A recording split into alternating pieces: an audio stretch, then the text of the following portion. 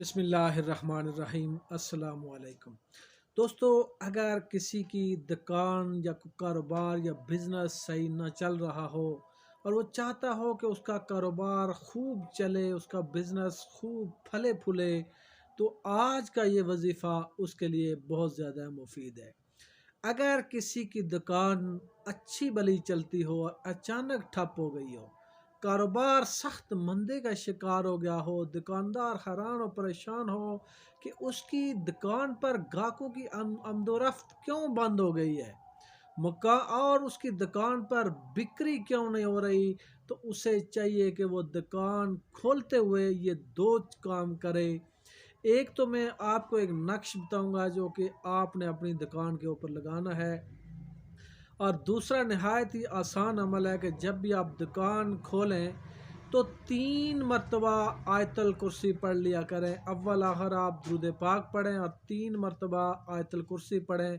और ये जो नक्श है, इसको आपने बावुज़ू हालत में मश्क व ज़ैफ़रान से एक सफ़ेद कागज़ पर लिखना है, और लिखने के बाद उसको आपने दुकान की पेशानी पर चिस्पा कर दें।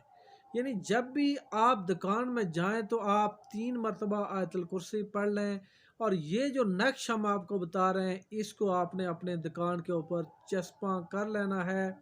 इंशाअल्लाह ताला आपकी दुकान खूब चलेगी और मंदे का रुझान ख़त्म हो जाएगा। नक्श मुबारक ये जो है ये आप देख लें, इस तरह अल हय्युल कय्यूम ये जो लिखा हुआ है, और नक्श मुबारक के नीचे पूरी आयतल कुर्सी आपने लिखनी है। ऊपर ये जो नक्श है ये आपने लिखना है, और नीचे पूरी आयतल कुर्सी लिखना है। नहायत तवज्जो और यकसुई के साथ आपने ये लिखना है, और मुकम्मल नक्शा आपने ये दुकान पर लगा देना है।